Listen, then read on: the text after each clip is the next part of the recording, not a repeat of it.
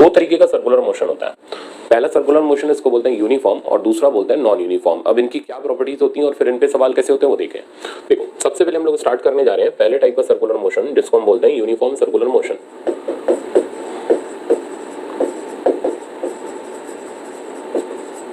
Uniform circular motion में अब देखो ये एक पार्टिकल है, इस पार्टिकल को हमने हॉरिजॉन्टल प्लेन में वर्टिकल एक्सिस के अबाउट घुमाना शुरू किया ऐसे। तो इस तरीके से ये पार्टिकल घूम रहा है हॉरिजॉन्टल प्लेन में अबाउट दिस वर्टिकल एक्सिस। तो ये वो एक्सिस है जिसकी तरफ पार्टिकल का ओमेगा डायरेक्टेड है। तो ओमेगा इस तरफ डायरेक्टेड है और पार्टिकल की टेंजेंशियल वेलोसिटी इस तरफ है। तो ये पार्टिकल पी है जो कि हॉरिजॉन्टल प्लेन में घूम रहा है अबाउट वर्टिकल एक्सिस। अब क्या प्रॉपर्टी होती है यूनिफॉर्म सर्कुलर मोशन की, क्या क्या चीजें इसके अंदर होल्ड करती हैं मैं बताता हूँ। बट ये इसका साइड व्यू है जो आप देख रहे हो, जैसे इस चीज को आपने यूं करके साइड से देखा और ये जो डायग्राम आप देख रहे हो ये यही डायग्राम है, बस ये इस डायग्राम का टॉप व्यू है। तो टॉप व्यू अगर आप ऊपर से झांक करके देखोगे तो आपको ऐसा दिखाई देगा और साइड व्यू देखोगे तो ऐसे साइड से सर्कल में घूमता हुआ दिखाई देगा। तो ये डायग्राम हमारे लिए बेस्ट होता है क्योंकि इससे हम कैलकुलेशन वर्किंग सारी आसान से कर सकते हैं। तो ये इसी डायग्राम का टॉप व्यू है। इस टॉप व्यू के हिसाब से जो एक्सिस ऑफ रोटेशन है वो ये रेड कलर से इंडिकेटेड है और वो बाहर की तरफ हो जाएगी, ठीक है ना। और पार्टिकल की टेंजेंशियल वेलोसिटी इस तरफ हो जाएगी और ओमेगा का डायरेक्शन आप चेक करोगे तो यूं करके आउटवर्ड डायरेक्शन में आ जाएगा। अब हमें वो दिखाने की जरूरत नहीं है, यानी एक्सिस इसके प्लेन के परपेंडिकुलर हो जाएगी और पार्टिकल इस तरीके से क्लॉकवाइज या एंटी क्लॉकवाइज डायरेक्शन में सर्कुलर पाथ में घूमता हुआ दिखाई देगा। तो ये इस डायग्राम का टॉप व्यू हो गया और ये इस डायग्राम का साइड व्यू हो गया या ओरिजिनल व्यू हो गया। अब करने क्या जा रहे हैं, सबसे पहले हम इसकी कैरेक्टरिस्टिक प्रॉपर्टीज डिस्कस करने जा रहे हैं कि यूनिफॉर्म सर्कुलर मोशन में होता क्या है। तो यूनिफॉर्म सर्कुलर मोशन में होता यह है कि सिर्फ और सिर्फ एक ही एक्सेलरेशन यूनिफॉर्म सर्कुलर मोशन में प्रेजेंट होता है और वो होता है सेंट्रीपिटल एक्सेलरेशन। तो only one acceleration that is centripetal is present. Circular motion के दोनों एक्सेलरेशंस में से सेंट्रीपिटल तो होता है, centripetal is non zero, but tangential acceleration नहीं होता। अगर 80 नहीं होता तो अल्फा नहीं होता। तो कुल मिलाकर के टेंजेंशियल एक्सेलरेशन एब्सेंट होता है, सिर्फ और सिर्फ एक ही एक्सेलरेशन प्रेजेंट होता है और वो होता है सेंट्रीपिटल वाला। तो मैं यहाँ पर अगर एक्सेलरेशन का डायरेक्शन रिप्रेजेंट करूँ तो सेंट्रीपिटल के एक्सेलरेशन का डायरेक्शन तो आपको जानते हो सेंटर की तरफ ही होता है और फॉर्मूला लिखूँ तो वो हो गया, चलो फॉर्मूला मैं यहाँ नहीं लिख रहा नहीं तो डायग्राम कंजेस्टेड हो जाएगा। हाँ, तो सिर्फ और सिर्फ एक ही एक्सेलरेशन प्रेजेंट होता है, वो होता है सेंट्रीपिटल और टेंजेंशियल एक्सेलरेशन प्रेजेंट नहीं होता। तो नेट एक्सेलरेशन जो होता है वो AC के बराबर होता है और AC का वैल्यू आप खूब जानते हो v²/r या फिर r ओमेगा स्क्वायर और AT का वैल्यू मैंने लिख ही दिया 0 है। अच्छा, तो ऐसा होने से क्या होता है, तो सेंट्रीपिटल एक्सेलरेशन सिर्फ और सिर्फ पार्टिकल की वेलोसिटी का डायरेक्शन चेंज करेगा, मैग्नीट्यूड वो चेंज नहीं कर सकता। तो मैग्नीट्यूड चेंज करने वाला यहाँ पर 0 है, तो इसका मतलब पार्टिकल कांस्टेंट स्पीड से घूमेगा ना कि कांस्टेंट वेलोसिटी, क्योंकि डायरेक्शन तो चेंज हो रहा है ना। तो वेलोसिटी वेक्टर क्वांटिटी है वो कांस्टेंट हो भी नहीं सकती। तो यूनिफॉर्म सर्कुलर मोशन की अब मैं जो चीज लिखने जा रहा हूं ये सबसे बड़ी पहचान है। तो सर्कुलर मोशन में बॉडी दो तरीके से घूमती है, या तो कांस्टेंट स्पीड या वेरिएबल स्पीड, यही डिसाइड करती है क्राइटेरिया सर्कुलर मोशन का। तो पार्टिकल कांस्टेंट स्पीड से सर्कुलर पाथ में रिवॉल्व करेगा। तो आप क्या देखोगे कि ये जो अपना पार्टिकल है, ये पार्टिकल पूरे सर्कुलर पाथ में कांस्टेंट स्पीड से घूमने जा रहा है, ठीक है ना। अब जैसे मैं इसको एक बार घुमा करके दिखाता हूं, थोड़ी बहुत आपको फील आ जाएगी। तो इस एक्सिस के अबाउट यूं करके ये पार्टिकल इस तरीके से कांस्टेंट स्पीड से घूमेगा। इसकी स्पीड बेचारे की पीछे छूट गई, ये इसके अंदर नहीं आ पाई। तो चलो मैं थोड़ा सा और इसको पाथ में लेता हूं। तो अब आप चेक करना कि इस तरीके से करते हुए पार्टिकल सर्कुलर पाथ में घूमेगा और कहीं पर भी घूमे उसकी स्पीड आप कहीं पर भी देखोगे वो स्पीड आपको v ही दिखेगी। यहां पर देखोगे तो भी v, यहां देखोगे तो भी v, यहां देखोगे तो भी v, यहां देखोगे तो भी v, हर जगह पर पार्टिकल की स्पीड आपको जो दिखाई देती रहेगी, इसको थोड़ा मैं नीचे ले रहा हूं, वो आपको v की ही दिखाई देती रहेगी। तो यही बस इसका फायदा है कि इसमें हर जगह पर स्पीड आपको कांस्टेंट दिखाई देगी and that speed is v। तो ये तो एक डायग्राम हो गया, बेसिक डायग्राम हो गया। अब इसके हम और डायग्राम्स बनाते हैं। जैसे मान लो पार्टिकल यहां पहुंचा, तो यहां पहुंचने पर भी उसकी स्पीड v है और एक्सेलरेशन सेंट्रीपिटल है AC, फॉर्मूला आपको पता ही है v²/r। यहां पहुंचने पर भी स्पीड v है और एक्सेलरेशन सेंट्रीपिटल है AC। यहां पहुंचने पर भी स्पीड जो है वो v है और एक्सेलरेशन जो है वो AC है। तो अब देख रहे हो ना तो स्पीड कहीं बढ़ रही है ना स्पीड कहीं घट रही है, हर जगह पर स्पीड जो है पार्टिकल की कांस्टेंट है। तो पार्टिकल कांस्टेंट स्पीड से सर्कुलर पाथ में रिवॉल्व करेगा। तो सर्कुलर मोशन के अंदर सबसे पहला शब्द हमें यही सुनना होता है, स्पीड कांस्टेंट है या स्पीड वेरिएबल है। अगर स्पीड कांस्टेंट है तो सिर्फ एक ही एक्सेलरेशन होगा, वो होगा सेंट्रीपिटल, और अगर स्पीड वेरिएबल है तो फिर आगे हम डिस्कस करेंगे कितने एक्सेलरेशन होंगे। तो अब अगर आप ये पार्टिकल को घूमता हुआ देखोगे तो कहीं पर भी देखोगे इसकी स्पीड आपको कांस्टेंट मिलेगी। ओके, अगला पॉइंट, सेंट्रिपिटल एक्सेलरेशन।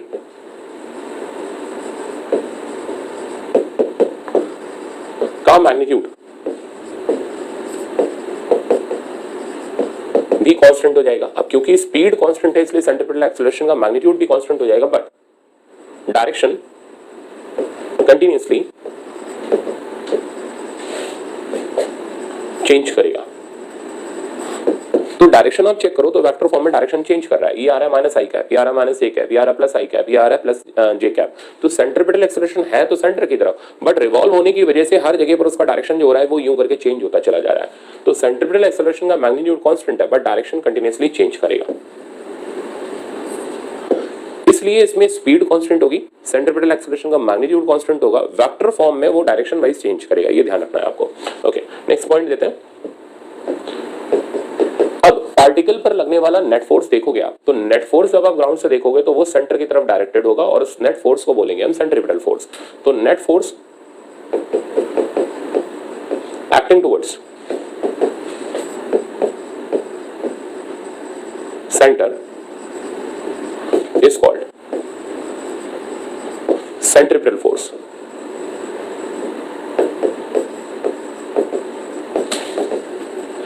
एंड उस सेंट्रिपिटल फोर्स का वैल्यू हो जाएगा m टाइम्स AC।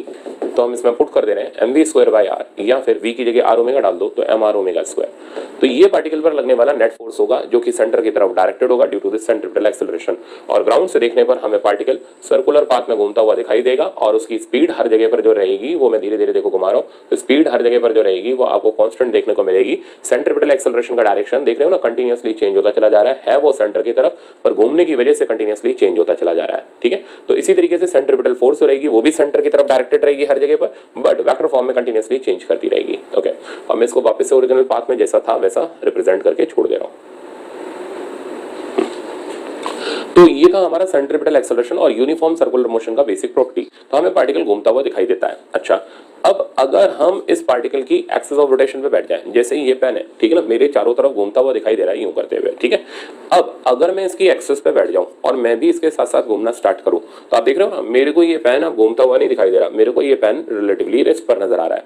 अब ऐसे करके घूमता हुआ पेन देखना बड़ा मुश्किल काम होता है। जैसे इसको घुमाना मेरे लिए भी मुश्किल था, वो तो मैंने थोड़ा सा इसको एक साथ कंबाइन किया था, मैं घुमा पाया, नहीं तो कोई कहीं छूट रहा था, कोई कहीं छूट रहा था। तो ये घूमती हुई बॉडी को देखना बड़ा डिफिकल्ट काम होता है। फैन घूम रहा है, अब आप उसके ब्लेड की पोजीशन कहां तक नाप पाओगे?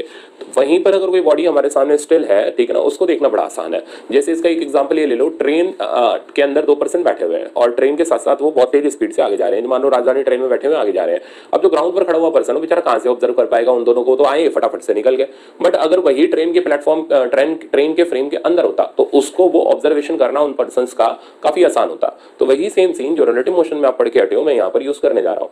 तो अब अगर हम पहले मैं सेंट्रिपिटल फोर्स रिप्रेजेंट करूं तो ग्राउंड से देखने पर ये पूरा सिस्टम हमें घूमता हुआ नजर आएगा। सेंटर की तरफ लगने वाले नेट फोर्स को हम सेंट्रिपिटल फोर्स बोलेंगे। अब अगर हम इस बॉडी की एक्सिस ऑफ रोटेशन पर बैठ जाएं, ठीक है ना, तो अब अगर हम इस बॉडी की एक्सिस ऑफ रोटेशन पर बैठ जाएं तो क्या होगा? तो हमें ये बॉडी रिलेटिवली रेस्ट पर नजर आएगी। तो नेक्स्ट ऑब्जर्वेशन में यहां पर दे रहा हूं, ये हमारा डायनेमिक्स यानी सवाल लगाने का तरीका होगा। तो if we observe particle with respect to axis of rotation, मतलब अगर हम पार्टिकल को एक्सिस पर बैठ करके देखें, तो अगर हम पार्टिकल को एक्सिस पर बैठ करके देखेंगे तो if we observe particle with respect to axis of rotation, then particle हमें रिलेटिवली रेस्ट पर नजर आएगा।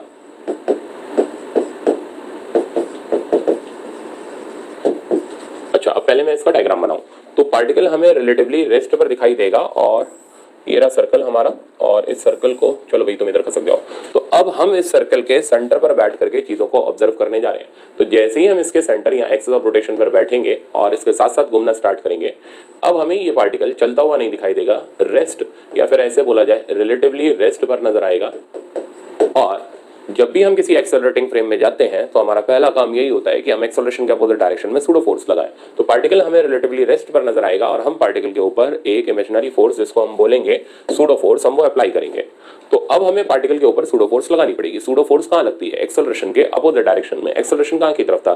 सेंटर की तरफ। तो पार्टिकल पर लगने वाला सूडो कहाँ की तरफ हो गया? बाहर की तरफ। यही सूडो कहलाता है सेंट्रीफ्यूगल फोर्स। और इस सूडो को मैं तो लिखूंगा सूडो क्योंकि हम लोग इसमें ज्यादा कंफर्टेबल हैं, और सेंट्रीफ्यूगल फोर्स। अब दो बातें आती हैं, सेंट्रीफ्यूगल किसे दिखाई देगा और सेंट्रीपिटल किसे दिखाई देगा। तो जैसे आप ग्राउंड से देख रहे हो तो आपको ये पार्टिकल गोल गोल घूमता हुआ नजर आएगा और सेंटर की तरफ लगने वाला net force is called centripetal. तो जिसे घूमता हुआ नजर आएगा उसे सेंट्रीपिटल नजर आएगा, जो मेरी तरह एक्सिस पे बैठेगा उसे रिलेटिवली रेस्ट पर नजर आएगा और वो सूडो बाहर की तरफ लगाएगा उसे सेंट्रीफ्यूगल दिखाई देगा। तो सेंट्रीफ्यूगल उसे दिखाई देगा जो एक्सिस पर बैठ करके देखेगा, सेंट्रीपिटल उसे दिखाई देगा जो ग्राउंड पर देखेगा। तो अब ग्राउंड से देखने वाला आप देखो, क्या आप ग्राउंड से देखना चाहते हो तो आप सेंट्रीपिटल देखते हुए चलोगे, और अगर आप मेरी तरह एक्सिस पर बैठोगे तो आप पहले सूडो लगाओगे और उसी सूडो का नाम होगा सेंट्रीफ्यूगल। फॉर्मूला तो फॉर्मूला तो सूडो का वही बचपन से अपना चला आ रहा है, एम ए सी। ए सी का वैल्यू डालोगे तो ये बन जाएगा m v square by r, v का वैल्यू डालोगे तो यही बन जाएगा एम आर ओमेगा स्क्वायर। तो वही सेंट्रीपिटल अब हमें सेंट्रीफ्यूगल बन करके नजर आया, बट फायदा ये हो गया कि पार्टिकल एक जगह और हम फोर्सेस को बैलेंस करके अपना काम चला सकते हैं। पॉइंट समझ आ गया? तो हम पूरे सर्कुलर मोशन में एक ही काम करेंगे। मेरा पहला और आखिरी सवाल यही होगा आपसे कि अच्छा ये सर्कुलर मोशन है, आप सवाल लगाने के लिए क्या करें? तो आपका पहला काम होगा चलो सर एक्सिस पे बैठ जाओ। एक्सिस पे बैठते ही आपको सूडो लगाना है, उस सूडो का नाम सेंट्रीफ्यूगल है। अब हम सेंट्रीफ्यूगल में ज्यादा क्यों बोले इतना बड़ा वर्ड, हम अपना वही सूडो बोलते हुए चलेंगे जिसमें हम ज्यादा कंफर्टेबल हैं। ठीक है, तो ये रहा हमारा पूरा प्रोसेस सर्कुलर मोशन को डिस्कस करने का। तो if you observe particle with respect to axis of rotation then particle हमें रिलेटिवली रेस्ट पर दिखाई देगा and accelerated frame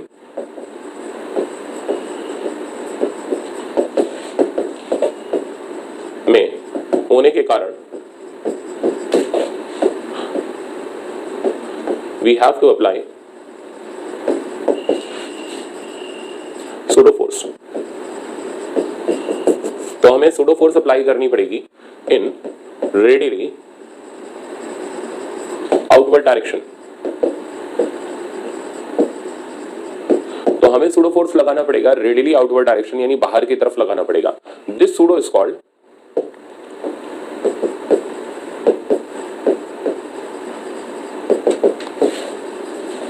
centrifugal force. और इसका अगर आप फॉर्मूला लिखोगे तो एफ सूडो पी एस लिख रहा हूं मैं is equals to F centrifugal is equals to अपना वही m a c is equals to m v square by r is equals to m r omega square.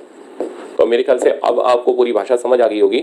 तो uniform circular motion में सिर्फ एक ही एक्सेलरेशन होता है सेंट्रीपिटल, पार्टिकल की speed constant होती है, ठीक है ना, और सिर्फ एक ही फोर्स ग्राउंड से देखने पर सेंटर की तरफ लगती है विच इज कॉल्ड सेंट्रीपिटल।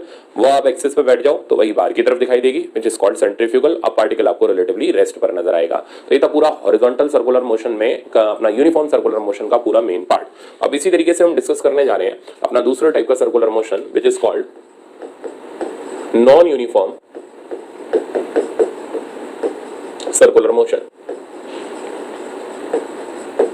अब नॉन यूनिफॉर्म सर्कुलर मोशन में क्या क्या होता है, इसकी क्या प्रॉपर्टीज होती हैं? तो यूनिफॉर्म की बात समझ आ गई ना। सवाल लिखते वक्त एक ही चीज चेक करनी है, स्पीड वेरिएबल है या स्पीड कांस्टेंट है। अगर स्पीड कांस्टेंट है तो सेंट्रीपिटल भी कांस्टेंट है, अगर स्पीड वेरिएबल है तो सेंट्रीपिटल भी वेरिएबल है। वेरिएबल मैं यहाँ डिस्कस कर रहा हूँ।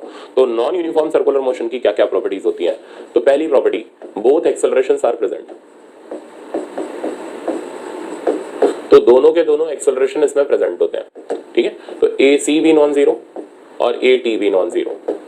फॉर्मूले लिख लें वो ज्यादा बेहतर रहेगा। ए सी निकालने का formula v square by r और ए टी निकालने का formula r omega square. Sorry उल्टा लिखे, ए सी निकालने का दूसरा फॉर्मूला था ये।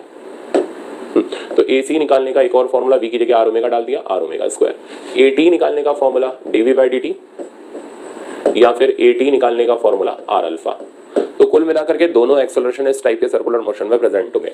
दोनों के प्रेजेंट होने से वेलोसिटी का डायरेक्शन वो तो सेंट्रीपिटल की वजह से चेंज करेगा, पर मैग्नीट्यूड वो टेंजेंशियल की वजह से चेंज करेगा।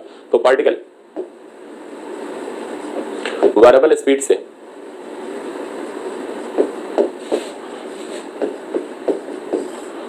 स्पीड से सर्कुलर पाथ में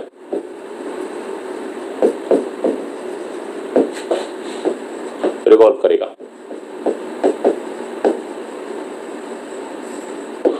पार्टिकल वेरिएबल स्पीड से सर्कुलर पाथ में रिवॉल्व करेगा और उसकी स्पीड वेरी कराने के लिए रिस्पॉन्सिबल होगा टेंजेंशियल एक्सेलरेशन। ओके, अब आगे की कहानी इस तरीके से बढ़ती है। तो यहाँ पर पार्टिकल ने अपनी जर्नी को स्टार्ट किया, ये t इज इक्वल टू 0 का इंस्टेंट है, यहाँ पर वेलोसिटी पार्टिकल की 0 है, ठीक है ना, और पार्टिकल पर लग रहा है टेंजेंशियल एक्सेलरेशन at। ये भी दो तरीके का हो सकता है, ये at भी वेरिएबल और कांस्टेंट हो सकता है, ये थोड़ा ना at कांस्टेंट ही रहेगा, at भी वेरिएबल और कांस्टेंट हो सकता है। अगर at कांस्टेंट है तो non uniform circular motion with constant tangential acceleration, और अगर at वेरिएबल है तो non uniform circular motion with variable tangential acceleration. But इतना हमें डिटेल में घुसने की जरूरत नहीं, वो हम सिचुएशन के हिसाब से एडजस्ट कर लेते हैं। तो यहाँ पार्टिकल की स्पीड 0 है, अब पार्टिकल अपना यहाँ पहुंचा, ठीक है ना, इसकी स्पीड बढ़ी, at is equal to t time पर है, बढ़ाने के लिए रिस्पॉन्सिबल है at, और इस वैल्यू को अगर लिखोगे तो अगर at कांस्टेंट है तो हम लिखेंगे at into t, v is equal to u plus at से u का पार्ट हो जाएगा हमारा 0। अब यहाँ पर आएगा सेंट्रीपिटल एक्सेलरेशन भी, सही है। अब पार्टिकल थोड़ा और आगे पहुंचा, ये पहुंचा, हम टाइम देख रहे हैं t1 पर, स्पीड और बढ़ गई और इस स्पीड का वैल्यू हो गया at इंटू t1, और at तो वैसा ही लग रहा है जैसा लग रहा था, बट ac की वैल्यू और बढ़ गई। तो आप देख रहे हो ना, इसके अंदर स्पीड बढ़ने के साथ साथ टाइम के साथ साथ जब स्पीड बढ़ती है तो सेंट्रीपिटल एक्सेलरेशन भी बढ़ता चला जाता है, क्योंकि वो स्पीड के स्क्वायर डिवाइडेड बाय r का रेशियो होता है। तो सेंट्रीपिटल एक्सेलरेशन भी बढ़ता चला जाता है, स्पीड भी बढ़ती चली जाती है, दोनों एक साथ बढ़ते चले जाते हैं। तो नेट एक्सेलरेशन जो होता है वो नेट एक्सेलरेशन शिफ्ट होता चला जाता है रेडियल लाइन की तरफ। वो मैं वहां रिप्रेजेंट करूंगा तो बड़ा गंदा लगेगा, यहां रिप्रेजेंट करूंगा तो आपको अच्छे से आ जाएगा। तो देखना, तो अगर मैं इसका नेट एक्सेलरेशन रिप्रेजेंट कराऊं तो वो मैं ऐसे रिप्रेजेंट करूंगा, इस जगह पर पार्टिकल की स्पीड 0 है और पार्टिकल कांस्टेंट टेंजेंशियल एक्सेलरेशन से रिवॉल्व कर रहा है। यहां पहुंचने पर टाइम जैसा मैंने लिखा t, और स्पीड हो गई पार्टिकल की at इंटू टी, at यहीं की तरफ एक्ट कर रहा है, ac अंदर की तरफ आ गया। इधर पहुंचने पर पार्टिकल की स्पीड, ये टाइम t1 ले लिया, और बढ़ गई और अब हो गई at into t1। Centripetal acceleration भी और बढ़ गया, टेंजेंशियल जैसा था वैसा ही रहा। इधर पहुंचने पर टाइम t2 हो गया और पार्टिकल की स्पीड v2 हो गई, वैल्यू और बढ़ गई at इंटू t2। ओके, इस जगह पर at तो जैसा था वैसा ही लगा, बट ac और बढ़ गया। तो कुल मिलाकर के अगर हम नेट एक्सेलरेशन निकालें किसी भी जनरल टाइम पर तो ये इसका नेट एक्सेलरेशन हो गया, ठीक है ना, किसी भी जनरल टाइम पर। और अगर हम रेडियल एक्सिस से एंगल निकालें जिसका नाम हम थीटा कर लेते हैं तो ये राइट एंगल ट्रायंगल सॉल्व करके हम निकाल देंगे जैसा लास्ट लेक्चर में किया था। तो अब अगर आपसे पूछा जाए नेट एक्सेलरेशन, तो पार्टिकल वेरिएबल स्पीड से सर्कुलर मोशन में रिवॉल्व करेगा एंड नेट एक्सेलरेशन AC की तरफ शिफ्ट होता जाएगा।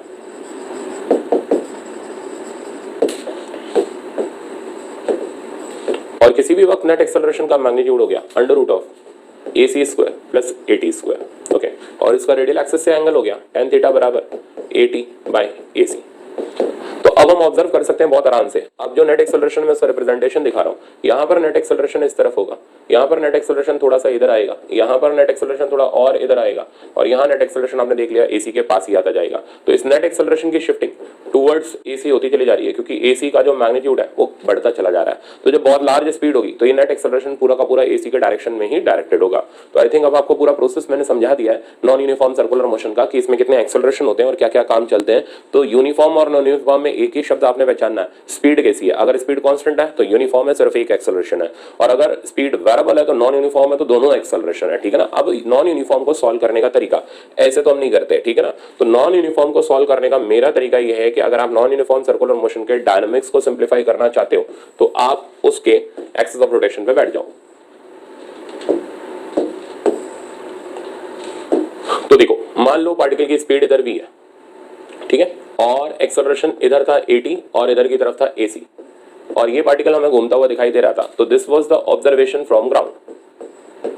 तो observation with respect to ground, तो आपको दोनों फोर्सेस लेती हुई चलनी पड़ेगी, ठीक है ना। बट अगर आप एक्सिस के हिसाब से ऑब्जर्व करोगे तो यही डायग्राम मैं वापस से ले रहा हूं, ठीक है ना। तो अगर आप एक्सिस के हिसाब से ऑब्जर्व करोगे तो ये डायग्राम दूसरा है हमारा observation with respect to axis. तो अब आपको सूडो लगानी पड़ेगी, ठीक है ना, और ये पार्टिकल आपको रिलेटिवली रेस्ट पर नजर आएगा। अब कितनी सूडो लगानी पड़ेंगी, जितने एक्सेलरेशन से उतनी सूडो लगानी पड़ेगी। तो एक सूडो लगेगी बाहर की तरफ और एक लगेगी टेंजेंट में पीछे की तरफ। तो यहाँ पर हमें 2 सूडो लगानी पड़ेंगी, और वो 2 सूडो ये रही, एक रही रेडियली आउटवर्ड F1 और एक रही टेंजेंशियली पीछे, नाम इसका हो गया F2। ये लगाई हमने AC की वजह से, इसलिए इसका फॉर्मूला हो गया MAC, या फिर बोलो MV स्क्वायर बाय R, या फिर बोलो MR omega square.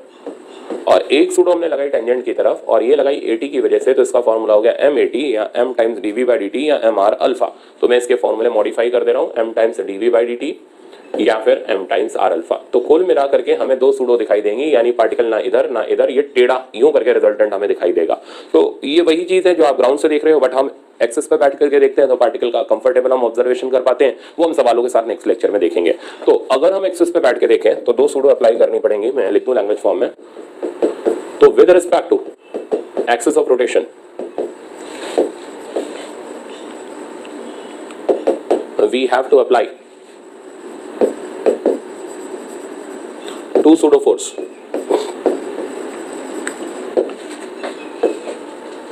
opposite to the direction of acceleration.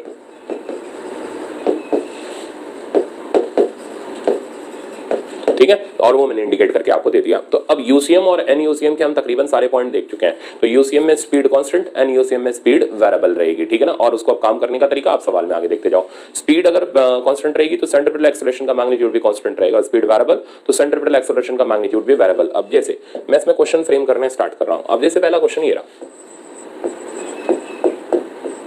particle revolves in circular path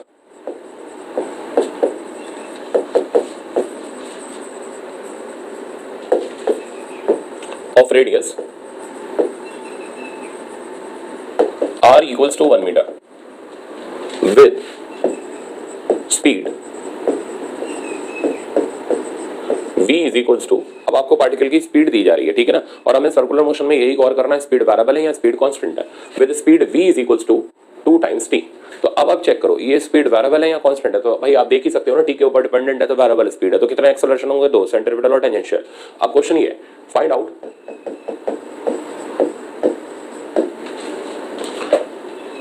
net acceleration. तो अब हमें नेट एक्सेलरेशन फाइंड आउट करके देना है, ठीक है ना। When it is directed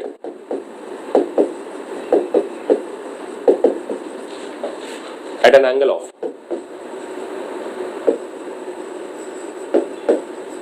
45 degree from radial axis। अब कहानी है, ठीक है ना, इसके हिसाब से हमें नेट एक्सेलरेशन निकाल करके देना। ये कुछ शानदार सवाल होते हैं। तो इसमें हमारे पास 2-4 वैरायटी बनती है। Speed as a function of time दे दे, या फिर दूसरा मैं लेने जा रहा हूँ काइनेटिक एनर्जी वाला, फिर लेने जा रहा हूँ speed as a function of position, फिर सिमिलरली काइनेटिक एनर्जी। तो अब आप देखते चलना। तो सोल्यूशन का पार्ट हमारा ये रहा। तो एक पार्टिकल सर्कुलर पाथ में घूम रहा है और मैं इसका फिर से सर्कल ले रहा हूँ। तो ये इसका टॉप व्यू रहा हमारे पास, जो कि कंफर्टेबल रहता है हमारे लिए। ओके, तो अब ये कह रहा है particle revolves in a circular path of radius इतना metre with speed 2t, find out net acceleration when it is directed at an angle 45 degree from the radial axis. अब सवाल की शुरुआत ऐसे होगी। सबसे पहला काम, आपकी जनरल स्पीड आपके पास अवेलेबल है, आप दोनों एक्सेलरेशन लिख लो जिससे आप कंफर्टेबल रहो। एसी का लगाओ फॉर्मूला, वो हो गया v²/r। दोनों इसलिए क्योंकि अब हम डिसाइड कर ही चुके हैं कि यहाँ पर जो है स्पीड वेरिएबल है, तो दोनों एक्सेलरेशन प्रेजेंट होंगे। एसी का फॉर्मूला हो गया v²/r यानी 4t², r की जगह 1 आ गया। AT का वैल्यू निकाल लो by using its formula dV/dt। dV/dt बेटा आपने किया तो आपके पास 2 आ गया, ठीक है ना। तो ये हमारे पास दोनों रिजल्ट आ गए, जिसमें AC का वैल्यू आ गया मेरे पास 4t², r की जगह 1 हो गया, और AT का वैल्यू 2 आ गया। ओके, अब वो क्या कहना चाह रहा है, वो कह रहे हैं नेट एक्सेलरेशन इतने एंगल पर डायरेक्टेड है। तो अब आप यहाँ डायग्राम में दिखाओ। तो इस तरफ आ गया AC, इस तरफ आ गया AT, और ये आ गया दोनों के बीच में नेट एक्सेलरेशन, जो कि रेडियल एक्सिस से 45 डिग्री पर डायरेक्टेड है, यानी tan थीटा की वैल्यू हमें गिवन है। और tan थीटा का फॉर्मूला हम अच्छे से जानते हैं, ये हो गया AT/AC। अच्छा, थीटा कितना गिवन है आपको, 45, तो सब्स्टिट्यूट करो। तो tan 45 is equals to, AT की जगह हमने डाला 2 और AC की जगह हमने डाला 4t²। इसको इधर खसकाया तो 4t² इज इक्वल्स टू 2, और t की जगह बेटा हमारे पास आ गया 1/√2। तो ऐसा 1/√2 सेकंड पर होगा जब नेट एक्सेलरेशन जो होगा 45 डिग्री पर डायरेक्टेड होगा। ओके, अब हमें क्या पता करना है, हमें पता करना है इस नेट एक्सेलरेशन की वैल्यू। तो हम आते हैं थर्ड स्टेप पर। देखो, नेट एक्सेलरेशन तभी पता चल पाएगा जब AT और AC पता चले। तो अब हम वापस से AC के वैल्यू को कैलकुलेट करते हैं bye substituting the value of t। तो AC का वैल्यू कैलकुलेट करोगे तो 4 × t² की जगह 1/2 हो गया, यानी 2 मीटर पर सेकंड स्क्वायर, और AT तो पहले ही निकला रखा है 2 मीटर पर सेकंड स्क्वायर, और A नेट जो हो गया वो अब हम कैलकुलेट कर लेते हैं by using formula AC² plus AT², और A नेट की वैल्यू मेरे पास आ गई, दोनों का स्क्वायर करोगे तो फाइनल आंसर आ जाएगा 2√2 मीटर पर सेकंड स्क्वायर। तो आपने देखा कि हमने प्रॉब्लम कितनी आसानी से सिंप्लीफाई किया, बट इसके लिए आपको फ्लो बनाने की जरूरत है। अब फ्लो के लिए आपको सवाल देखने पड़ेंगे। तो सवाल अगला ये ले लो, particle of mass 1 kg revolves in a circular path. अब एक बात और ध्यान रखना, यूनिफॉर्म सर्कुलर मोशन की क्या पहचान होती है? स्पीड कांस्टेंट होती है। स्पीड कांस्टेंट है तो काइनेटिक एनर्जी भी कांस्टेंट होगी, और अगर स्पीड वेरिएबल है तो काइनेटिक एनर्जी भी वेरिएबल होगी। तो particle of mass 1 kg revolves in a circular path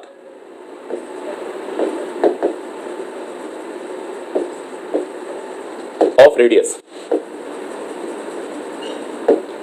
1 metre with kinetic energy equals to 8t²। तो आपको पार्टिकल की काइनेटिक एनर्जी दे रखी है, पहले गौर कर लो कैसी है। टी के ऊपर डिपेंडेंट है, यानी वेरिएबल काइनेटिक एनर्जी है, मतलब दोनों एक्सेलरेशन होंगे, सेंट्रीपिटल भी होगा, टेंजेंशियल भी होगा। अब हमें दोनों निकालने भी पड़ेंगे। विद काइनेटिक एनर्जी इतना फाइंड आउट। अब क्या क्या फाइंड आउट करना है वो देखो आप। फाइंड आउट सबसे पहले करना है सेंट्रीपिटल एक्सेलरेशन, दूसरा एटी, तीसरा अच्छा अब इन दोनों में से कौन पावर देगा कौन पावर नहीं देगा, मैं लास्ट लेक्चर में बता चुका। सेंट्रीपिटल कभी पावर देता नहीं क्योंकि वेलोसिटी के परपेंडिकुलर होता है, सिर्फ पावर देने के लिए रिस्पांसिबल होता है एटी। तो calculate power at t = 1 second. तो 1 सेकंड पर हमें ये सारे काम कैलकुलेट करने हैं। ऑल्सो फाइंड आउट, चलो इतना कर लिया तो और दो काम और कर लेते हैं। पावर के अलावा इसमें बीच में क्वेश्चन और घुसाते हैं कुछ। ए नेट निकालो, थीटा भी निकालो, अब पावर निकालो एट t = 1 सेकंड। लो अब हमारा सवाल पूरा पैकअप हो गया, ठीक है ना, कि भाई जो भी करना है वो 1 सेकंड के लिए करना है। अब हमारी स्टार्टिंग होती है। तो सबसे पहले हमने देख लिया काइनेटिक एनर्जी जो है वो वेरिएबल है। अप्रोच क्या होगी? सबसे पहले हम स्पीड निकालेंगे, बिना स्पीड निकाले हमारा काम चलेगा नहीं। स्पीड निकाल के हम एसी निकालेंगे, एसी निकाल करके हम एटी निकालेंगे, एटी निकाल करके ए नेट निकाल के थीटा। तो ये तो 5 स्टेप का हमारा प्रोसेस हो गया। पावर के लिए मैं आगे बता दूंगा, पहले इतना कर लेते हैं। तो काइनेटिक एनर्जी को हमने पुट किया हाफ mv² = 8t²। मास हो गया 1 kg, तो यहाँ से v² की वैल्यू आ गई 16t² और v का वैल्यू आ गया अपने पास 4t। तो हमने पहला टास्क पूरा कर लिया, हमारे पास स्पीड आ गई और वो आ गई 4t के बराबर, ठीक है ना। अच्छा अब जो भी चीजें कैलकुलेट करनी है उसमें t की वैल्यू लास्ट में पुट करेंगे सब कैलकुलेशन के बाद। अब जैसे पहले हमें एसी तो निकालना ही निकालना है, वो सवाल में वो नहीं पूछेगा एसी निकालो, सवाल में वो एक ही चीज पूछेगा, एसी और एटी पूछना होगा तो ए नेट पूछेगा क्योंकि दोनों ही पूछ लिए, और पावर पूछ सकता है आपसे, ठीक है ना। तो इसलिए हम दोनों काम करते हुए चल रहे हैं। तो एसी की वैल्यू अगर मैं कैलकुलेट करूं तो एसी का फॉर्मूला हो गया हमारा v²/r। वैल्यू डालते हैं, v² की जगह आ गया 16t², r मैंने 1 दिया था, तो एसी का वैल्यू मिल गया 16t² एंड t का वैल्यू मैंने बोली रखा है क्वेश्चन में 1। तो value of centripetal acceleration at t = 1 is 16 मीटर/सेकंड²। सिमिलर वे में आगे प्रोसीड करते हैं, एटी निकालते हैं। एटी निकालने का तरीका हो गया dv/dt। dv/dt हम करेंगे तो इसका डिफरेंशिएशन मेरे पास आ गया 4, और इसमें अब हमें समय पुट करने की जरूरत नहीं है क्योंकि एटी कांस्टेंट मैग्नीट्यूड का है। तो 4 मीटर/सेकंड²। तो हमारे पास एटी का वैल्यू आ गया और इधर हमारे पास एसी का वैल्यू आ गया। Okay now we have to find out a net, और ए नेट आप अच्छे से अब याद हो जाना चाहिए ac² + at²। तो ए नेट के वैल्यू में इन दोनों में से कॉमन हो गया 4, वो मेरे पास बाहर आ गया, यहाँ बचा 1 और इधर बचा 1 और इधर बचा 4, 4 का स्क्वायर हो गया 16। तो आंसर आ गया 4√17 मीटर/सेकंड²। ओके चौथा नंबर, अब हम tan थीटा कैलकुलेट करते हैं। tan थीटा यानी रेडियल एक्सिस से निकालने वाला angle which is equals to 80/AC। 80/AC हमने किया तो 4/16 हो गया, दैट मींस 1/4। तो थीटा का वैल्यू आ गया tan इनवर्स 1/4। हमने देखा आसान है, बट एक प्रोसेस बनाना पड़ता है। अचानक से आप सोचो एग्जाम में कर लोगे तो अटक जाओगे इतना करने में। 5वें नंबर पर हमारे पास आता है पावर। अब पावर इज डिलीवर्ड बाय कौन सी फोर्स? तो power is delivered by tangential force. तो मैं इसके लिए एक बार सर्कल का डायग्राम यूज ले रहा हूं। तो पावर के लिए इसको पहले छोटा करते हैं, आ जाओ। तो अब पावर कौन डिलीवर करेगा? तो इसके लिए डायग्राम में देखो, ये हो गया बेटा एसी, और एसी की वजह से लगने वाली फोर्स हो गई सेंट्रीपिटल फोर्स, m से मल्टीप्लाई कर दिया। वेलोसिटी इस तरफ है और ये हो गया एटी, और इसकी वजह से लगने वाली टेंजेंशियल फोर्स m80। तो अब पावर ये तो नहीं डिलीवर करेगा, सेंट्रीपिटल की तो पावर 0 हो जाएगी। तो power is delivered by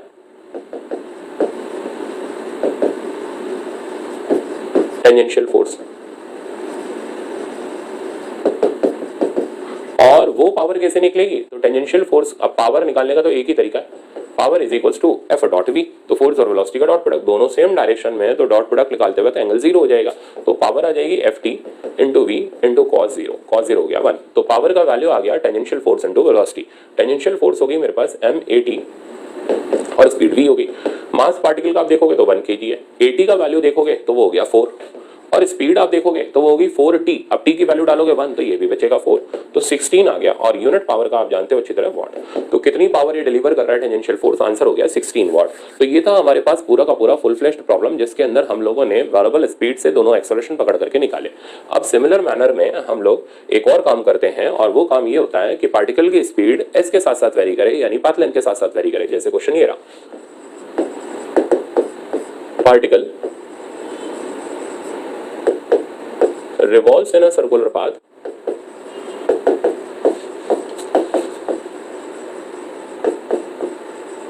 of radius r is equals to 1 meter with speed v is equals to 2s। तो स्पीड जो है पार्टिकल की वो आपको दे रखी है 2s, ठीक है ना, where s is path length. S हो गया हमारे लिए पाथ लेंथ, आप x लिख लो उसमें कोई फर्क नहीं पड़ता, ठीक है ना। तो v as a function of t और v as a function of x, तो मैंने दोनों बातें उठा ली। फाइंड आउट AC, दूसरा AT, तीसरा A नेट, चौथा tan थीटा आफ्टर 1 रिवॉल्यूशन। पहले 1 रिवॉल्यूशन का मतलब क्या है, देखो पिछले सवाल में टाइम बताया, इस सवाल में पाथ लेंथ बताएगा ना, किस जगह पर पूछ रहे हो, नहीं तो हम जनरलाइज छोड़ के आएंगे। 1 रिवॉल्यूशन का मतलब हो गया s का वैल्यू 2 पाई r के बराबर हो गया। r हमें दे रखा क्वेश्चन में 1 मीटर, यानी s की जगह 2 पाई रेडियन आ जाएगा, 2 पाई मीटर आ जाएगा, सॉरी। तो s की वैल्यू हमें क्वेश्चन में गिवन है, उस पर्टिकुलर s पर हमें कैलकुलेट करनी है सारी चीजें। पहले हम अपनी स्टार्टिंग लेते हैं। अब हमारी स्टार्टिंग ऐसी होगी, हम तो AC से ही स्टार्ट करने वाले हैं, तो AC का फॉर्मूला हो गया v²/r।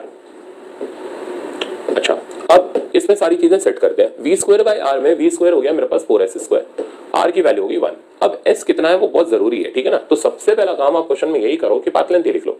तो पाथ लेंथ हो गई 2 पाई r, r का वैल्यू 1 मीटर डलते ही ये बचा 2 पाई और यूनिट बचा मीटर। ओके, अब आप स्टार्टिंग कर लो प्रॉब्लम की। AC निकालना है तो फॉर्मूला हो गया v²/r। v² हमारे पास हो गया 4s², r की जगह हो गया 1, s की वैल्यू आप सब्स्टिट्यूट कर दो इसके अंदर, तो वो हो जाएगा 4 पाई स्क्वायर, 4 4 हो जाएगा 16 पाई स्क्वायर। तो 16 पाई स्क्वायर मीटर पर सेकंड स्क्वायर, ये हमारे पास पार्टिकल का सेंट्रीपिटल एक्सेलरेशन आ गया एट 1 रिवॉल्यूशन। दूसरा, अब हम AT निकालते हैं। अब AT निकालने के लिए हम dv/dt ना इस्तेमाल करके यूज करेंगे vdv/ds, जो हम काइनेमेटिक्स से इस्तेमाल करते चले आ रहे हैं। अब इसे इस्तेमाल करने का तरीका तो मैंने बताया ही था आपको, जब भी vdv/ds करना हो पहले v का स्क्वायर कर लो। तो v का स्क्वायर हो गया 4s²। अब आप तसल्ली से डिफरेंशिएट करो, एक लाइन में आपके पास AT आ जाएगा, तो इसका डिफरेंशिएशन हो गया 2v dv/ds is equals to 8s। Simplify करोगे ये यहां से कटेगा और AT का वैल्यू हमारे पास बचेगा 4s। तो ये आ गया मेरे पास AT का वैल्यू, और AC का वैल्यू मेरे पास अवेलेबल था 16 पाई स्क्वायर, बस हमें इसमें s का वैल्यू डालना है। तो AT का वैल्यू आ गया मेरे पास 8 पाई, तो 8 पाई मीटर पर सेकंड स्क्वायर, ये पार्टिकल का टेंजेंशियल एक्सेलरेशन आ गया। Okay, now we have to find out net acceleration. तो A नेट हो गया √of AC² प्लस AT², दोनों में से कॉमन, तो 8 पाई तो दोनों में से बिल्कुल कॉमन दिख रहा है, तो वो तो मैंने बाहर निकाल लिया। AC में बचा हमारे पास 2 पाई, तो 2 पाई का स्क्वायर तो दैट मींस 4 पाई स्क्वायर, और AT में बचा मेरे पास 1। ये आ गया मेरे पास पार्टिकल का नेट एक्सेलरेशन। अब हमें निकालनी है tan थीटा की वैल्यू। tan थीटा होता है क्या, AT/AC। AT/AC करोगे तो ये बाई ये करोगे तो 8 पाई कैंसिल आउट हो जाएगा, आंसर में बचेगा 1/2 पाई। तो अब आपको मैंने तकरीबन दोनों वैरायटी सिखा दी कि किस तरीके से हम speed as a function of time करते हैं, speed as a function of path length करते हैं। अब इस पे कुछ और स्टैंडर्ड प्रॉब्लम है जो कि ऑलरेडी आए हुए हैं, जैसे ये स्टैंडर्ड प्रॉब्लम हर जगह पर मिलेगा क्योंकि ओरिजिनली IIT का प्रॉब्लम है, तो एलन वाले ने रेस में और एक्सरसाइज थ्योरी में भी शायद रखा हुआ है। आप इसको प्रॉब्लम को यूनिवर्सल के अंदर भी देख लोगे, हर जगह पर आपको ये वैरायटी मिलेगी। अब करना क्या है, तो देखो आपसे क्या पूछा जा रहा है, दिया जा रहा है क्वेश्चन में सेंट्रीपिटल एक्सेलरेशन। अच्छा, कैसा दिया जा रहा है गौर करो, वेरिएबल दिया जा रहा है। सेंट्रीपिटल एक्सेलरेशन वेरिएबल है तो भाई स्पीड भी वेरिएबल ही हुई, यानी नॉन यूनिफॉर्म सर्कुलर मोशन हुआ। पूछा क्या जा रहा है, पावर डिलीवर्ड, तो पावर कौन डिलीवर करता है, पावर डिलीवर करता है टेंजेंशियल वाला, ठीक है ना। तो यानी हमें टेंजेंशियल फोर्स की पावर निकालनी है। तो सवाल देख रहे हो, सेंट्रीपिटल देकर टेंजेंशियल पूछता है, इसलिए माथा खराब हो जाता है यार कैसे करें। तो अब हम स्टार्टिंग लेते हैं। तो हमारी स्टार्टिंग इस तरीके से होगी कि हम सबसे पहले स्पीड निकालने वाले हैं। अब हमें स्पीड दे नहीं रखी, दे रखी होती तो हम AC निकालते थे, AT निकालते थे। अब AC से हम स्पीड निकालेंगे, तो AC का वैल्यू हमारे पास अवेलेबल है k² RT²। AC की जगह मैंने डाला v²/r k² RT², तो v² की वैल्यू आ गई k² R² T² और v की वैल्यू आ गई KRT। तो हमारे पास पार्टिकल की स्पीड आ चुकी है which is equals to KRT। अब कहीं से कोई दिक्कत है नहीं क्योंकि अब पहला काम हमने अटेम्प्ट कर लिया। ओके, अब हमें निकालना है टेंजेंशियल एक्सेलरेशन, क्योंकि v t के फंक्शन में है तो हम लगा देंगे dv/dt और टेंजेंशियल एक्सेलरेशन का वैल्यू आ जाएगा मेरे पास KR। ठीक है ना। अब हमें पावर निकालनी है, तो पावर अभी अभी हमने जस्ट करके हटे, पावर डिलीवर करती है टेंजेंशियल फोर्स। टेंजेंशियल फोर्स का फॉर्मूला हो गया MAT, AT की वैल्यू मैंने डाल दी KR, तो ये हो गई टेंजेंशियल फोर्स। और पावर निकालने का हमारा फॉर्मूला तो वही सेम जो अभी हमने यूज किया, टेंजेंशियल फोर्स इनटू वेलोसिटी का प्रोडक्ट। तो टेंजेंशियल फोर्स हो गई MKR और वेलोसिटी हमने निकाल रखी है KRT, तो फाइनल रिजल्ट आ गया MK² टाइम्स T। तो MK² इस फोर्स के द्वारा डिलीवर्ड पावर हो गई और ऑप्शन नंबर हमारा D करेक्ट हो गया। तो आपने देखा कितने आसानी से हमने सवाल को कंप्लीट कर लिया, IIT के सवाल को कंप्लीट कर लिया, सिर्फ इस वजह से कि हमारा कंसेप्ट शुरू से सही चल रहा है। तो आप सर्कुलर मोशन में तो आपको दिक्कत नहीं आएगी, ठीक है ना। बस इसी तरह आप चलते रहो, अगले लेक्चर में तो एक्सेस पे बैठा बैठा के उड़ा दूंगा पूरा सर्कुलर। तो देखो अब सीखो, एक और प्रॉब्लम है, ये भी ओरिजिनली IIT का प्रॉब्लम है जो मैंने यहाँ पर रखा है ताकि आपको पूरा का पूरा सवाल में अच्छा खासा फील आ जाए। तो अब इस प्रॉब्लम को हम कंप्लीट करते हैं। ये कहता है the kinetic energy of a particle moving in a circle of radius r on distance s। देखो s के टर्म में दे रहा है ना, तो v as a function of s हम निकाल ही चुके हैं, अभी काइनेटिक एनर्जी दे रहा है। अच्छा, नाम बदल दिया काइनेटिक एनर्जी का, k करने की बजाय t कर दिया, तो क्या फर्क पड़ता है अपनी सेहत पे, हम तो जैसे चलते हैं वैसे ही चलेंगे। तो काइनेटिक एनर्जी दे रखी है as²। अब वेरिएबल काइनेटिक एनर्जी है तो स्पीड वेरिएबल होगी, दोनों एक्सेलरेशन होंगे AT और AC। क्या पूछा है, the force acting on the particle as a function of s will be, force पूछी है तो नेट फोर्स हमें निकाल के देनी है, तो हम नेट एक्सेलरेशन निकालेंगे, मास से मल्टीप्लाई करके फोर्स दे देंगे। तो स्टार्टिंग लेते हैं। तो पहली स्टार्टिंग, काइनेटिक एनर्जी के फॉर्मूले को ब्रेक करो, तो half mv² is equals to as²। यहां से v² की वैल्यू मेरे पास आ गई,